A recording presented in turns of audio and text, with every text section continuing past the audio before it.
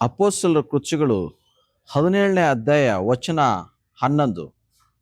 ಆ ಸಭೆಯವರು ಥೆಸಲೋನಿಕದವರಿಗಿಂತ ಸದ್ಗುಣವುಳ್ಳವರಾಗಿದ್ದು ದೇವರ ವಾಕ್ಯವನ್ನ ಶುದ್ಧ ಮನಸ್ಸಿನಿಂದ ಅಂಗೀಕರಿಸಿ ಇವರು ಹೇಳುವ ಮಾತು ಹೌದೋ ಏನೋ ಎಂಬ ವಿಷಯದಲ್ಲಿ ಪ್ರತಿದಿನವೂ ಶಾಸ್ತ್ರ ಗ್ರಂಥವನ್ನ ಶೋಧಿಸುತ್ತಿದ್ದರು ಎಂಬುದರ ಕುರಿತು ದೇವರಿಗೆ ಮಹಿಮೆ ಉಂಟಾಗಲಿ. ಪ್ರಿಯರೇ, ನಾವಿಲ್ಲಿ ಅಪೊಸ್ತಲರ ಕೃತ್ಯಗಳು 17:11 ಈ ರೀತಿಯಾಗಿ ನಾವು ನೋಡ್ತಾ ಇದ್ದೇವೆ. ಬೇರೋಯ ಎಂಬತಕ್ಕಂಥ ಸಭೆಯ ಜನರು ಥೆಸಲೋನಿಕದವರಿಗಿಂತ ಅವರು ಸದ್ಗುಣ ಉಳ್ಳವರಾಗಿದ್ರು ಎಂಬುದರ ಕುರಿತಾಗಿ ಇಲ್ಲಿ ಪೌಲನು ವಿವರಿಸೋದ್ರ ಬಗ್ಗೆ ನಾವು ನೋಡ್ತಾ ಇದ್ದೇವೆ ಪ್ರಿಯರೇ. ಅಂದ್ರೆ ಥೆಸಲೋನಿಕ ಸಭೆಯವರಿಗಿಂತ ಈ ಬೇರೋಯ ಸಭೆಯವರು ಸದ್ಗುಣ ಉಳ್ಳವರು ಎಂಬುದಾಗ ಅವ್ರ ಕುರಿತಾಗಿ ಪೌಲನು ಸಾಕ್ಷಿ ನೀಡ್ತಾ ಇದ್ದಾರೆ. ಯಾಕೆ ಹಾಗೆ ಸಾಕ್ಷಿ ನೀಡ್ತಾ ಇದ್ದಾರೆ ಪೌಲನ್ ಎಂಬ ನೋಡುವಾಗ, ಈ ಸಭೆ ಜನರು ದೇವರ ವಾಕ್ಯವನ್ನ ಏನ್ ಮಾಡ್ತಾ ಇದ್ರು ಎಂಬ ನೋಡುವಾಗ ಶುದ್ಧ ಮನಸ್ಸಿನಿಂದ ಅದನ್ನ ಅಂಗೀಕರಿಸ್ತಾ ಇದ್ರು. ಮಾತ್ರವಲ್ಲ, ಅದು ಸರಿಯೋ ತಪ್ಪು ಅಂತ ಹೇಳಿ ಏನ್ ಮಾಡ್ತಾ ಇದ್ರು ಎಂಬ ನೋಡುವಾಗ ಪ್ರತಿದಿನ ಶಾಸ್ತ್ರ ಗ್ರಂಥದಲ್ಲಿ ಅವರು ಪರಿಶೋಧಿಸಿ ನೋಡ್ತಾ ಇದ್ರು ಎಂಬುದರ ಕುರಿತಾಗಿ ಇಲ್ಲಿ ಹೇಳಲ್ಪಡೋದನ್ನ ನಾವು ನೋಡ್ತಾ ಇದ್ದೇವೆ ಪ್ರಿಯರೇ. ಅಂದ್ರೆ ಸದ್ಗುಣ ಹೊಂದೋದು ಹೇಗೆ ಎಂಬುದರ ಕುರಿತಾಗಿ ಈ ವಚನದಲ್ಲಿ ನಮಗೆ ತಿಳಿಸೋದ್ರ ಕುರಿತಾಗಿ ನಾವು ನೋಡ್ತಾ ಇದ್ದೇವೆ. ಸದ್ಗುಣ ಹೊಂದೋದು ಹೇಗೆ ಎಂಬುದಾಗಿ ನೋಡುವಾಗ ದೇವರ ವಾಕ್ಯಕ್ಕೆ ಒಳಗಾಗೋದ್ರ ಮೂಲಕವಾಗಿ ನಾವು ಸದ್ಗುಣವನ್ನ ಹೊಂದಬಹುದಾಗಿದೆ. ಅನೇಕರು ದೇವರ ವಾಕ್ಯವನ್ನ ಹೇಳ್ತಾರೆ ಮತ್ತೆ ಕೇಳ್ತಾರೆ, ಆದರೆ ಅದನ್ನ ಪಾಲಿಸೋದಿಲ್ಲ. ದೇವರ ವಾಕ್ಯವನ್ನ ಪಾಲಿಸದೆ ನಾವು ಸದ್ಗುಣವನ್ನ ಹೊಂದಲಿಕ್ಕೆ ಸಾಧ್ಯವಿಲ್ಲ. ಆದ್ದರಿಂದ ಈ ಬೇರೋಯ ಎಂಬತಕ್ಕಂಥ ಸಭೆಯ ಜನರ ಹಾಗೆ ನಾವು ದೇವರ ವಾಕ್ಯಕ್ಕೆ ಸ್ಪಂದಿಸಬೇಕು.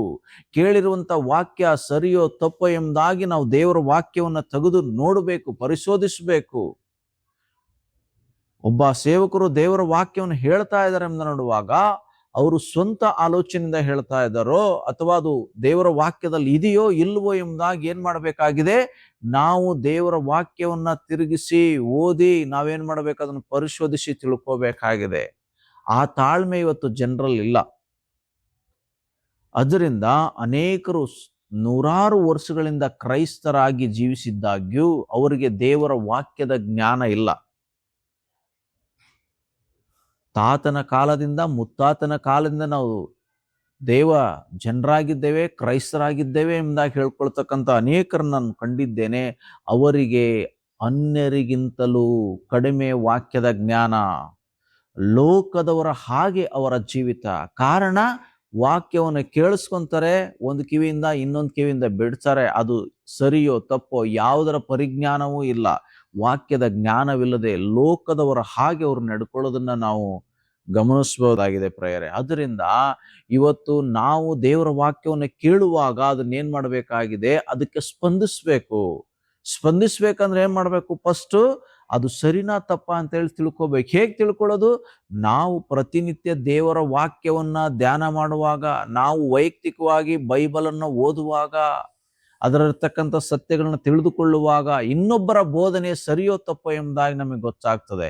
ನಮಗೆ ಬೈಬಲಲ್ಲಿ ಏನಿದೆ ಎಂಬುದಾಗಿ ನಮ್ಗೆ ವಿಚಾರಣೆ ಗೊತ್ತಿಲ್ಲ ಅಂತಂದಾಗ ಯಾರಾದ್ರೂ ಏನಾದ್ರೂ ಹೇಳಿದಾಗ ಓ ಅದೇ ಸತ್ಯ ಅಂತ ಹೇಳಿ ನಾವು ಅದನ್ನೇ ಪಾಲಿಸ್ಲಿಕ್ಕೆ ಮುಂದಾಗೋದು, ಅದು ನಮ್ಮನ್ನ ತಪ್ಪಾಗಿರ್ತಕ್ಕಂಥ ದಾರಿಗೆ ನಡೆಸ್ತಕ್ಕಂಥದ್ದಾಗಿದೆ. ಅದರಿಂದ ನಾವಿವತ್ತು ಥೆಸಲೋನಿಕದವರಿಗಿಂತ ಸಭೆಯವರಿಗಿಂತ ನಾವು ಶ್ರೇಷ್ಠ ಜನರಾಗಬೇಕು. ಈ ಬೇರೋಯ ಎಂಬತಕ್ಕಂಥ ಪ್ರಾಂತ್ಯದ ಜನರ ಹಾಗೆ ನಾವು ಆಗ್ಬೇಕು.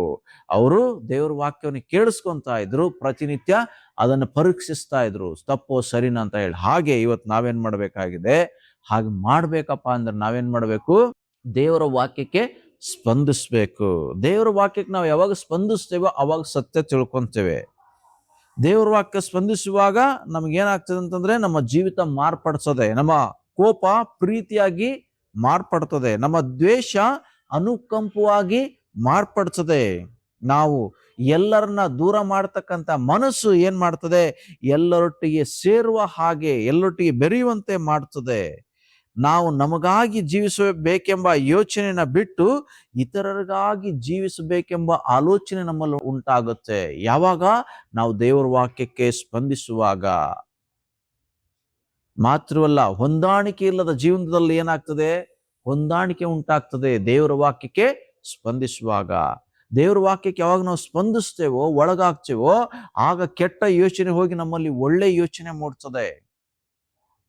ನಮ್ಮ ಅಶುದ್ಧ ಜೀವಿತ ಏನಾಗ್ತದೆ? ಶುದ್ಧ ಜೀವಿತವಾಗಿ ಅದು ಮಾರ್ಪಡ್ತದೆ.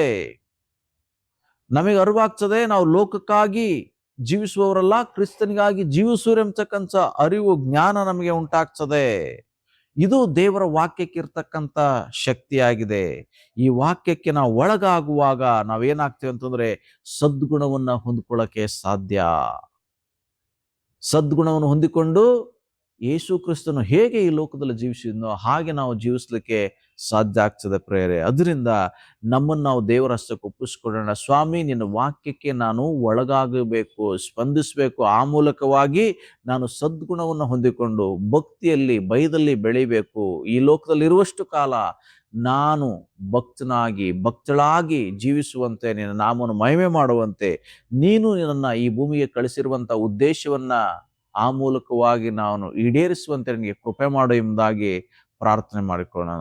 ಸರ್ವಶಕ್ತನಾಗಿರುವ ಪ್ರಭು, ಈ ಸಮಯಕ್ಕಾಗಿ ಸ್ತೋತ್ರ, ನಿನ್ನ ಜೀವಳ ವಾಕ್ಯಕ್ಕಾಗಿ ಸ್ತೋತ್ರ. ಸದ್ಗುಣವನ್ನು ಹೊಂದಿಕೊಳ್ಳುವುದು ಹೇಗೆ ಎಂಬುದರ ಕುರಿತಾಗಿ ನಾವು ಧ್ಯಾನಿಸಿದ್ದೇವೆ ಸ್ವಾಮಿ. ಧ್ಯಾನಿಸಿದಂಥ ಈ ವಾಕ್ಯಕ್ಕೆ ನಾವು ಒಳಗಾಗಿ ಜೀವಿಸುವುದರ ಮೂಲಕ ನಾವು ಸದ್ಗುಣವುಳ್ಳ ವ್ಯಕ್ತಿಗಳಾಗಿ ಈ ಲೋಕದಲ್ಲಿ ಜೀವಿಸಿ ನಿನ್ನ ನಾಮವನ್ನು ಮಹಿಮೆ ಮಾಡುವಂತೆ, ನಮ್ಮನ್ನ ನೀವು ಇಲ್ಲಿ ಭೂಮಿಗೆ ಕಳಿಸಿರುವಂತಹ ಉದ್ದೇಶವನ್ನ ನೆರವೇರಿಸುವಂತೆ ಕೃಪೆ ಮಾಡು. ಈ ಸಂದೇಶ ಕೇಳಿಸಿಕೊಂಡ ಪ್ರತಿಯೊಬ್ಬರನ್ನ ಆಶೀರ್ವದಿಸು, ಅವರ ಜೀವಿತಗಳಲ್ಲಿ ಬದಲಾವಣೆಯನ್ನು ಉಂಟು ಮಾಡು. ನಿನ್ನ ವಾಕ್ಯಕ್ಕೆ ಯಾವಾಗಲೂ ಸ್ಪಂದಿಸುವ ಮೂಲಕ ನಿನ್ನ ನಾಮವನ್ನು ಮಹಿಮೆ ಮಾಡಕ್ಕೆ, ಸದ್ಗುಣವುಳ್ಳವರ ಜೀವಿಸಕ್ಕೆ ಕೃಪೆ ಮಾಡು. ಯಾರೇನೇನು ಸಮಸ್ಯೆ, ಕಷ್ಟ, ತೊಂದರೆಯಲ್ಲಿ ಇದ್ದಾರೋ ಸ್ವಾಮಿ, ಅವರಿಗಿರುವಂಥ ಎಲ್ಲ ಕಷ್ಟ, ಸಮಸ್ಯೆ, ತೊಂದರೆಯಿಂದ ಬಿಡುಗಡೆ ಮಾಡು. ಕೊನೆಯವರೆಗೆ ಈ ವಿಡಿಯೋ ನೋಡಿದವ್ರನ್ನ ಆಶೀರ್ವಾದ ಮಾಡು. ಅವ್ರನ್ನ ನಿನ್ನ ವಾಕ್ಯದ ಬೆಳಕಿಲ್ ನಾನು ನಡೆಸು. ಯೇಸುವಿನ ಹೆಸರಿನ ಮೂಲಕವಾಗಿ ಪ್ರಾರ್ಥಿಸುವ ಪರಲೋಕ ತಂದೆಯೇ, ಆಮೇನ್.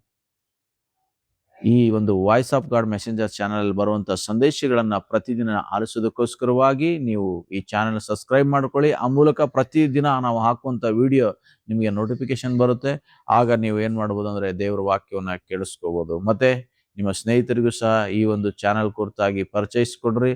ಅನೇಕರಿಗೆ ಈ ದೇವರ ವಾಕ್ಯಗಳು ತಲುಪುವಲು ನೀವು ನಮ್ಮೊಂದಿಗೆ ಸಹಕರಿಸಿ ಸೇವೆಯಲ್ಲಿ ನಮ್ಮನ್ನು ಪ್ರೋತ್ಸಾಹಪಡಿಸಬೇಕಾಗಿ ಕ್ರಿಸ್ತೇಸುವಿನ ಮೂಲಕವಾಗಿ ನಿಮ್ಮಲ್ಲಿ ವಿನಂತಿಸಿಕೊಳ್ತೇನೆ.